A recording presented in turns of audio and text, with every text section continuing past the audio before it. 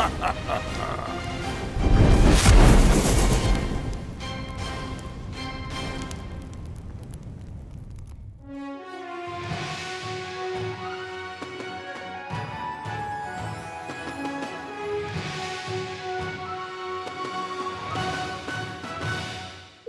back to D&D Beyond. I am Amy Dallen, and I'm very excited because I have Mellie Doucette with me, and we are both here to welcome a very special guest.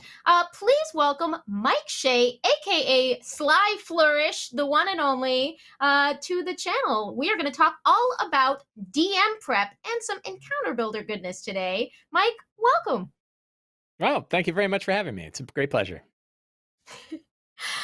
A lot of you watching this will already be familiar with the great work that Mike does over at Sly Flourish, but a lot of you may not be. So just very briefly, Mike, would you tell us a little bit about your many years of excellent contribution to helping everybody figure out RPGs for themselves, and specifically, what is the Lazy Dungeon Master system? Sure. So I really got started writing about D&D and started designing stuff for D&D in the earliest days of the 4th edition of D&D. I don't know when that was, 10 years ago, 12 years ago, something like that. And started writing for Wizards of the Coast and started up my website, Sly Flourish, which is named after a rogue move that 4th edition rogues did called the Sly Flourish, where you attacked with charisma, which is kind of an interesting angle. And the domain name was free, so I went with that one, other than Iron Fortitude or a number of other powers that existed. And extremely roguish. Yes, right. So that worked out. Right. Got the URL. And really wanted to focus on writing articles that helped DMs run D&D games, right? And at the time, particularly running 4E games, we were all sort of, many of us were used to 3rd edition, and 4th edition was definitely different than that. So it was a lot of figuring out 4E. And that expanded into other RPGs in the late days of 4E. And then I switched, like many others, to D&D Next.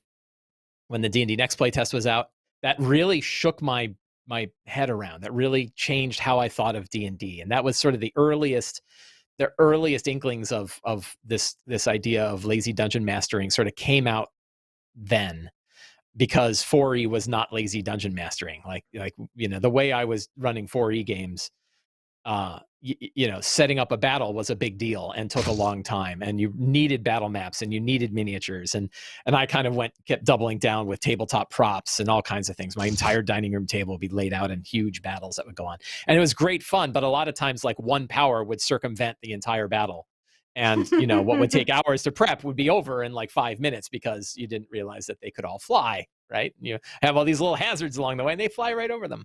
So the players will remember such an encounter, but exactly, yeah. So they will, because they remember how much time you spent setting it up for them to circumvent it. So so then I played with D&D Next and played a bunch of other RPGs around the time. I switched over, played a little bit of Pathfinder, tried that out. I played a wonderful RPG that I love called 13th Age, and then when 5th edition came back out, moved back to 5th edition, and really fell in love with it. I love 5e, and I've now been running it for, I think it's long as it's been out, 6 years or something like that. And it all 5th edition kind of coming out and how we've been playing 5e, and then how I've been changing how I look at what it's like to DM have changed kind of at the same time.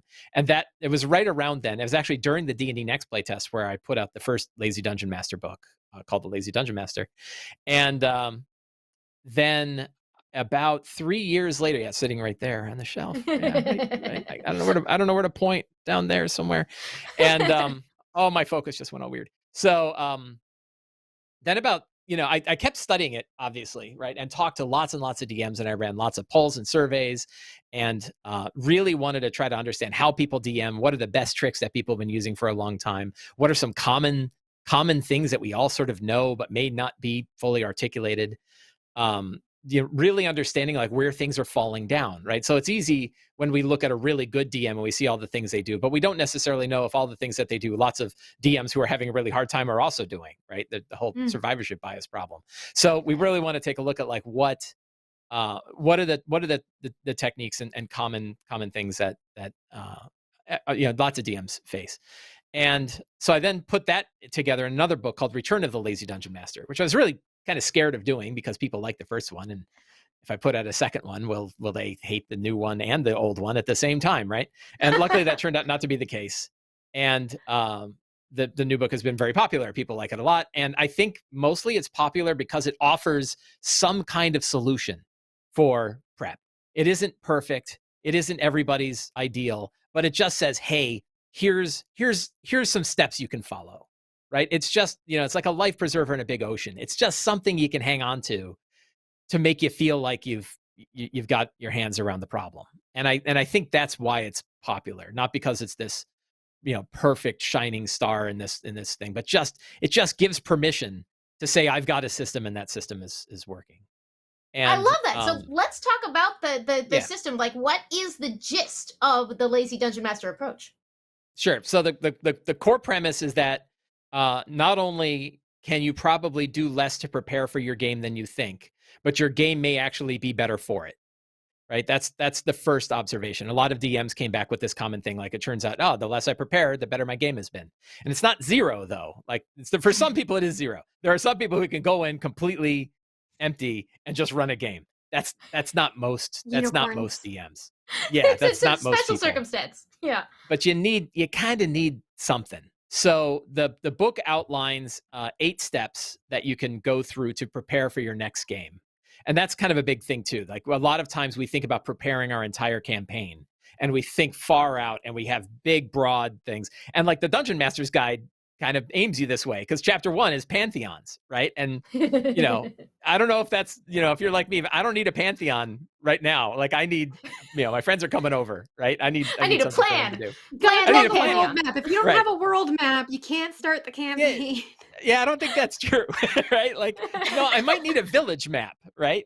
And so it's really kind of is narrowing down on like, how do what do I need for my next session? That's the only one that matters, right? So the next session, the session after that will take care of itself. I'll worry about that when it becomes the next session. But right now I'm worried about what's going to happen next. And then what are the things I need to do? And it breaks it down into 8 steps. And the first step is review the characters. The second step is have a strong start, know where your game is going to begin. Third step is like, what's the loose outline of scenes that might take place, right? With a very careful definition of might take place. Your fourth step is probably the biggest step and the thing that kind of set Return apart from a lot of other ones, which is define 10 secrets and clues. What are 10 things that your characters can discover in the next game? And that could be lots of different things. Then what NPCs might they run into? What monsters might they fight? What fantastic locations might they go to? These are a little bit out of order. I think locations is up a couple. And what treasure might they acquire, right? And so if you have these 8 steps and you fill them out, a lot of people, myself included, like I practice this, right? I do this for all of the games that I run. I run about 2 to 3 games a week. And, I get nervous like everybody. And I'm like, oh my God, I got a game in half an hour. What do I need to do? And I'm like, well, let's sit down and fill out the 8 steps, right? And I go through and I fill out the 8 steps. And then I feel good. And I might throw half of it away, right? I might, like when I say outline 10 secrets and clues, I don't know the last time I've actually delivered 10 secrets and clues. It's usually about half, right? It's usually about half of those. But I'd rather have stuff I don't need than need stuff I don't have, right? And, so it really helps to just have enough that like I can do it in probably a half hour. Yeah, half hour is about usually as long as it takes me to fill these out. Some people it's more, some people it's less. And it's okay. It's not so much prep that I can't throw half of it over my shoulder if they go in a different direction. So that's kind of the core idea. These 8 steps to just kind of get your hands around what's going to happen in the next session, and then see where it's going to go. And the book then goes into lots of other things too. Lots of what are some other high value activities, or what if you only can have 3 steps, right? What would the 3 steps be instead of the 8? How do you do campaign development, right? All different kinds of things. So there's sort of all different ways to capture this. One of the things that I love about what you said is, hey, I'd rather have it and not need it, because that's the exact same logic that we use when we think, I got to prepare 50 pages. I got to prepare the whole thing. So we're like, well, I'd rather have it and not need it. But you're saying, no, I get that logic. It's the exact same logic that we all have. I'm just saying that's not the extent that you need it. You just need it for that next session, and this is how you do it. So it's Right. like Yeah. connecting to that need. So good. Yeah, and it's okay to prep things you're not going to use. You just don't want to do a lot of it, right? And you don't want to do it for a long time. So that's one of the reasons why secrets and clues are nice. Is they're like fortune cookies. Like they're like a tweet, right? And you're not building out 50 pages of background. You're saying like, I just need these 10 one-sentence things that describe the location they're in, or help tie in hooks for future adventures that they might go into, or give a character a little bit of backstory that they didn't know about, or tell them something about a villain. Right. And but you just want to give like enough of a prompt. I think What's a good sometimes example of a secret or clue you might drop? The problem is I'm thinking about all the ones that spoil. Oh, okay, I'll give one. So I'm running Rime of the Frost Maiden. Well, I'm trying, like, I don't want to spoil adventures, right? And in Rime of the Frost Maiden, lots of people are running it. But I have a particular angle on Rime of the Frost Maiden that I'm taking, where there is an elder evil named Thrune who is buried down deep under the ice and is causing a lot of the problems that are going on. So a secret might be that there is an order of elves called the Knights of the Black Sword who protected Thrune's sarcophagus to make sure that evildoers couldn't get a hold of it. And they failed, right? It turns out the Netherese got it. So that's like a secret, right? And I don't know how it's going to come up. I don't know where it's going to show up. It could be they pick up an old book and they read it and they learn this. It could be that one of the characters remembers that their grandmother was a member of this order of the Knights of the Black Sword. They can find it lots of different ways. One of the keys to secrets is you don't define where they're going to pick them up. And that way you've got the secrets, but you don't know where they're going to show up. And that lets you improvise, right? It's sort of like having a list of random names. I don't associate the name to an NPC until the NPC shows up, but then I've got my random name. Same way with a secret. If they go into an old vault and they're looking at the walls and there's a weird mosaic on the walls, well, maybe the mosaic depicts this order of knights protecting this sarcophagus, and then they learn about it, right? So it's a lot of Continue. Yeah, so a lot of the techniques that are in this are designed to help people improvise, right? They're designed to be able to bob and weave as the story goes in weird directions. That the more rigid things are, the more they're going to shatter when they hit the table, right? So that's kind of another sort of common theme in the book. Do you find that there is a border of, like, I love this approach and it's extremely helpful. Do you find that over time, when you are doing a long campaign, what sorts of adjustments do you or don't you make to that system as you carry it forward? So the system, kind of having the 8 steps, but I'll tell you what I found, right? And I think lots of people have different approaches for this, and people who like the book have different approaches, but so I'll just share mine that I know about. And the 8 steps always work, right? Like whatever, I still have a set, even if I'm in the middle of a campaign, even if the campaign is getting further along, I still know that I have to run a session and I need things for that session to play out. There are times where, like, I've gotten all the way to the end of the session and there's just no secrets left. Like, they're not going to learn 10 new things when they're in the middle of the boss fight against the big boss that they've been hunting down the whole time, right? And you kind of give yourself a pass and be like, okay, I'm not going to come up with 10, I'm not going to come up with 10 secrets now. Yeah, and there are definitely times where you have to kind of step back and look at the bigger picture and say, like, I know that there are like 3 main story arcs in Rime of the Frost Maiden. I know I want to bring those forward. How am I ensuring that all 3 of those lines are moving forward enough that the characters are eventually going to follow them and go to the right places? That usually helps me get to secrets again, though, right? If I know that the characters have to get to Grimskull on the island in the middle of the Sea of Moving Ice, I know that I need to start putting hints of that in, so that they will learn about how to get that direction. But I don't think that the system overall sort of transforms in larger campaigns. It's just the larger campaign remains the larger campaign. You're kind of letting stuff from that feed back in, but then you're still sitting down and saying, here are the 8 steps that I'm going to worry about today. I love that. We have a great question in chat from Miller4139. What would be the best way to get your nerves under control if you're a new DM? Yeah. So I think I just wrote an article about this, I think, coming out in a little bit, because it's true.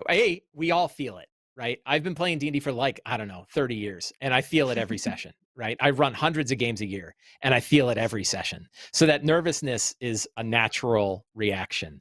And we're creating things, we're falling back to being a kid again, creating things in front of our friends, right? And that's a scary idea. We're creating art, and there's a a book by a guy named Stephen Pressfield, is a writer, and he wrote a book called The War of Art, and he referred to this voice as the resistance.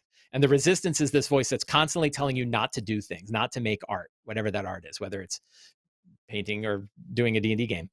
And so it's there. We all have it. We all know it's there. And it's a matter of taking it and kind of just saying thank you for your service, right? You helped me with not getting eaten by lions, but now I want to go play D&D and you're getting in the way. And, so recognizing that that's, that where it is and where it comes from and what you need to do with it is one thing. The other one, and not to keep pitching the same thing, but having a system helps, right? Having a ritual helps, like knowing like, oh, yes, I feel nervous, but I got my 8 steps. And if I do my 8 steps, I know I'll feel okay, right? And it has, again, it works for me, right? It seems, I think works for a lot of people, which is why I think people dig it. And then, the other part is like having the right tools on hand and being familiar with those tools. If you have things that you like, I know I got my lucky set of dice. I've got my stack of 3x5 note cards. I've got D&D Beyond loaded up with all my encounters in the encounter builder ready to go. And I know that, that's the stuff I need in order to feel prepared. That helps, right? It helps feel prepared. And I don't really joke about it, but a little bit, that like, it's not about being prepared. It's about feeling prepared. Right? It's like the game's going to be crazy anyway. Like no one knows what's going to do, but like, as long as you feel like it's okay, then it probably will be okay. Right. And the last thing is like, remember that your friends are on your side. Like they're not there to roast you, right? They just want to have a good time.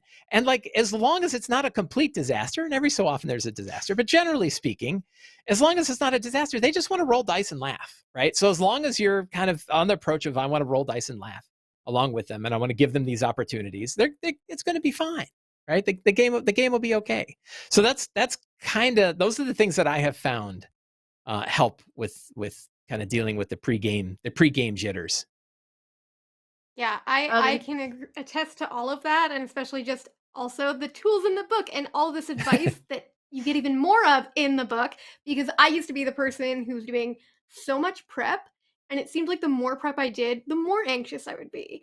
And then I would start canceling games because I was like, I didn't prep enough. I did 50 pages last time. I only did 2 pages this time. I'm not ready to run a game. And it would create all of this anxiety. And I was always like, I gotta run this session this way because I only have these things prepared.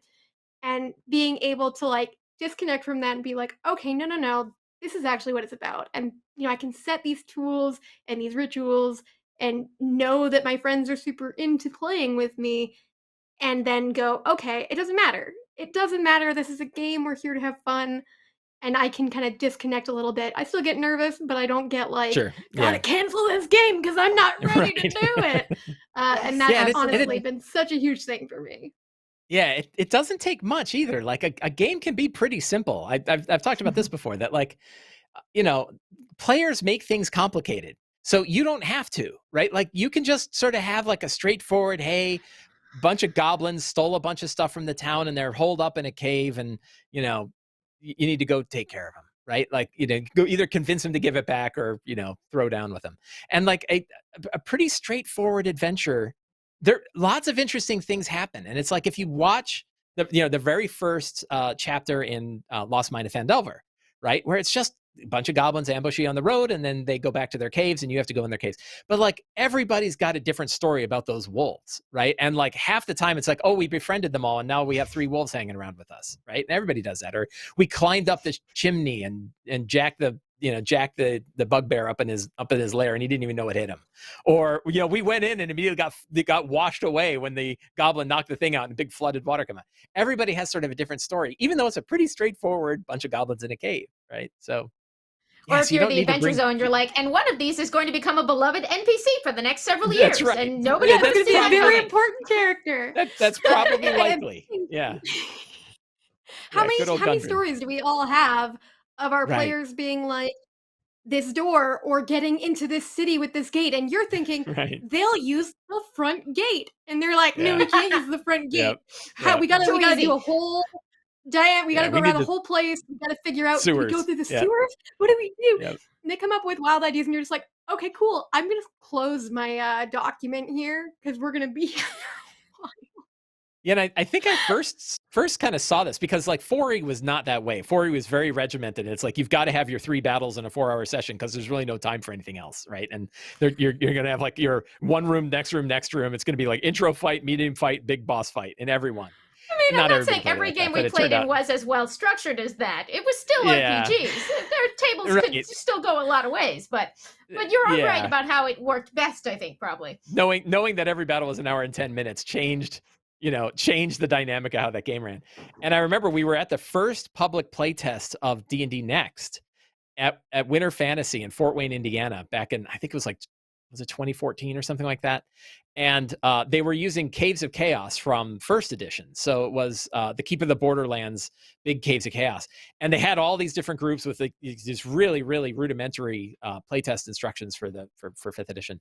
And I remember afterwards, like listening to everybody's stories, and they're like, oh yeah, we got killed by an ogre. And they're like, really? We threw money at the ogre and he ended up working for us. And they're like, oh yeah, well, we ended up getting killed by kobolds. And it was like, really? We facilitated a wedding between the kobolds and the goblins, right? And everybody had these like tremendously different stories. And we're like, what do you mean you facilitated a wedding? Like, how did that happen? Right? And like, oh, well, let's tell you, right?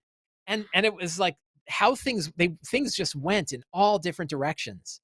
And I didn't typically see that in those kinds of games. Like in sort of the organized play games, which you see at Winter Fantasy, everybody generally had the same output, right? Not always. Like there was a Dark Sun, there was a Dark Sun adventure path that my friend Teos Abadia wrote.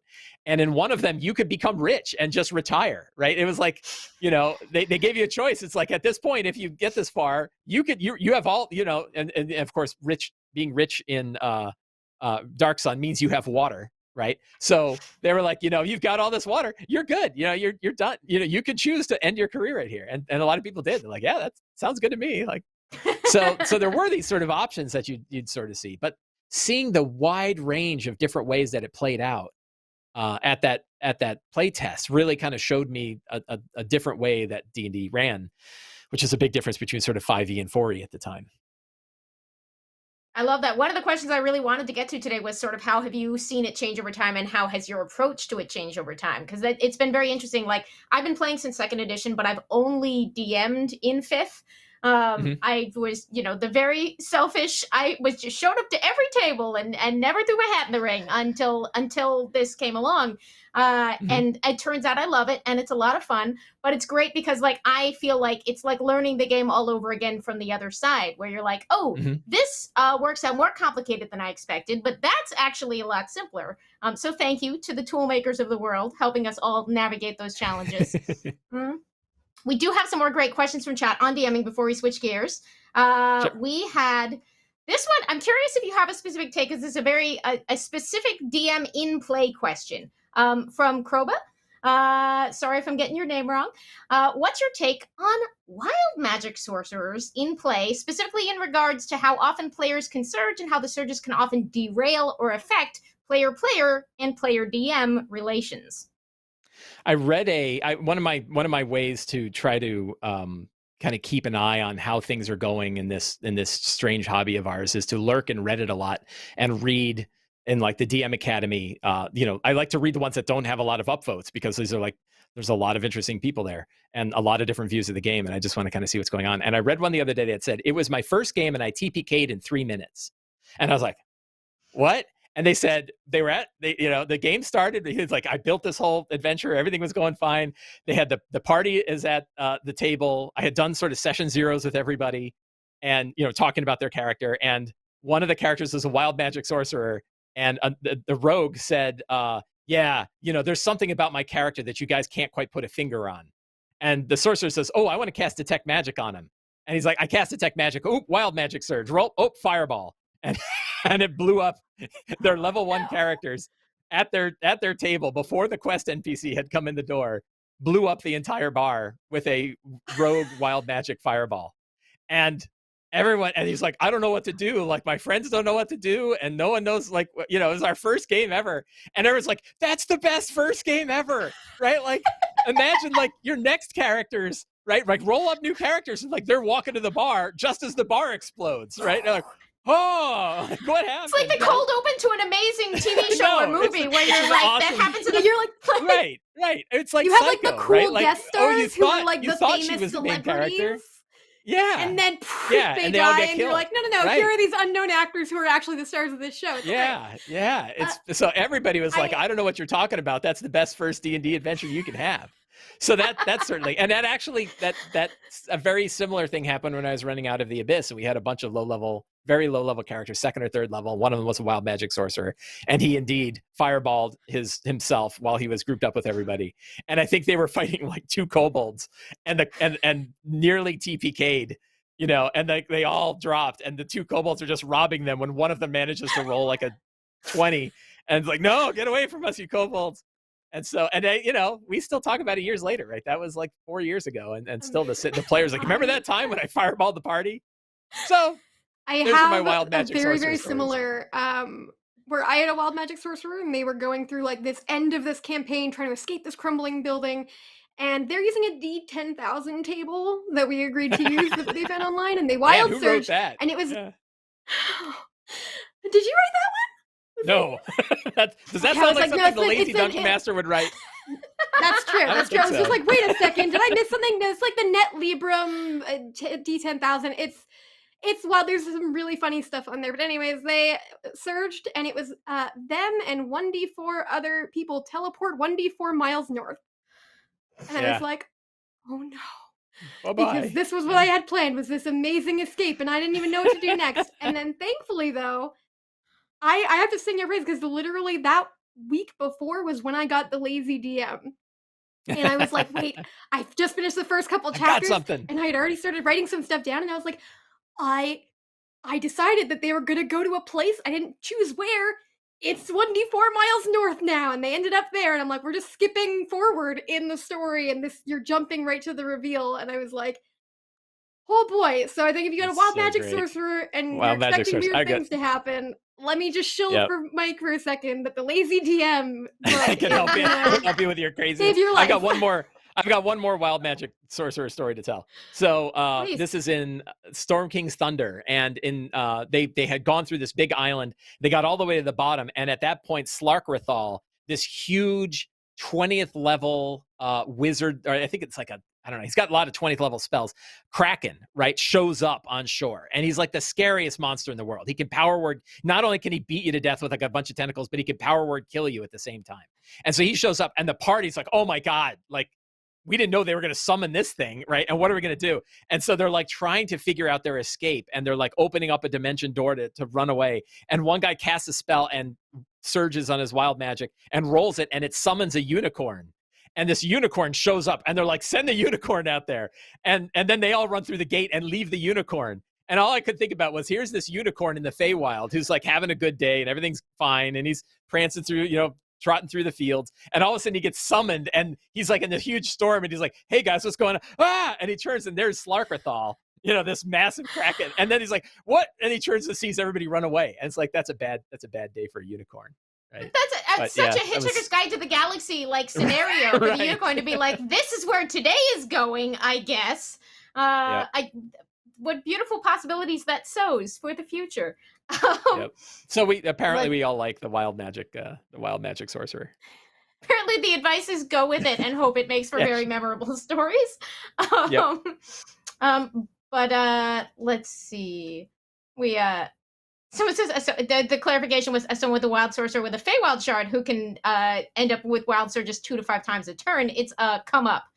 And I would say, just for me, I would find, like, if you yourself are feeling like it's becoming a problem, talk to your DM about home rolling it. Have a conversation, right? Once in a while, it's a fun thing. Let's see. Okay. This Restless Dragon. My biggest pitfall is voices. I can't do many, and it can sometimes be difficult to differentiate between NPCs from my players. Any tips on how to do this better while being terrible with voices? I do want to hear both answers. I will say for myself, you don't have to necessarily do like a perfect Maurice LaMarche as Pinky in the Brain transformative voice thing. You can give them phrases that they use a lot, or make their speech distinct by making it very verbose or very terse in a way that's memorable. You can give them gestures that they incorporate into their speech, like they always run their hands through their hair. You can do what some people do and sort of cast them with like memorable actors or other things that will help people associate a mental image with them. Or you can just practice your voices because it's fun and not worry about whether you feel like you're getting it right. Those are my tips. But Mike, what would be your tips for those worrying about you voices? you hit every one of them that I had in my head, right? And again, I know I've heard Matt Mercer talk about it, and he talks a lot about gestures and physical differences. What's something that they do? Face cards can also help if you have little. You can buy like packs of cards that have NPC faces on them, and sort of just keep those handy, and you can always drop that in there, and then they have sort of a mental image. But yeah, all the ones you brought up, I think, are all fantastic ways to do it. And probably, like a lot of this, don't sweat it too much, right? Again, your friends are just there to have a good time. Nobody's going to get on your case about voices, right? And yeah, just relax and enjoy. Yeah. The one I have to add is a build on mannerisms, which is literally like physical body. Like when you play a character, if you like sit like this while you're talking, and then for another character, you're like bouncing in your seat, that can just completely change. You don't have to change your voice even a little bit. They will just immediately associate those mannerisms with that person. I'm a facial expression person. I just kind of like make that really big. So I also just kind of do a lot of that where like if a character is really nervous, they're going to be like wide-eyed and like turning and looking people and just like that kind of stuff. I have a problem with just defaulting to the same voice every time. Like, it's a Russian accent. Oh no, not again. So I definitely this accent is also Russian. Like, what am I doing? Right. Yeah. What body am I gonna do here? Because I'm Russian again. Yeah. Yeah. And you don't have to invent that fake idea dialects, like, but you get. Sorry, that idea of like grabbing a character from fiction, a character from popular fiction, and embodying it is something that like in the Return I talk about, right? That like it's a great easy way to build an NPC and have a lot of backstory and a lot of mannerisms and have all of it sort of packed in. Is like find a character from fiction that you dig and put him in the role of an NPC, maybe change a couple features about him. And then in some cases just tell them, hey, this is, the woman at the bar is an awful lot like Al Swearingen from Deadwood, right? And everyone's like, oh, I know what that's like, right? And it works out really well. And people really like recognizing stuff too. They like being like, oh, I know what that is, cool. And then they'll also add to it because they'll like throw stuff in and be like, oh, do they also blah, blah, blah? And you're like, yeah, totally. Let's buy into that. You're helping make this permanent in your mind. So yes, player, exactly. Exactly. As always, you do want to like check in with your table. You in a quest to pull from popular culture and famous folks, you want to be careful about, say, adopting like a world accent that isn't your own, that you haven't practiced. Yeah, be careful about that stuff. But like, there's a reason a lot of the stuff works. Like Yoda has a very distinctive voice, but he's also got a way of putting his sentences together that make you always know you're listening to Yoda.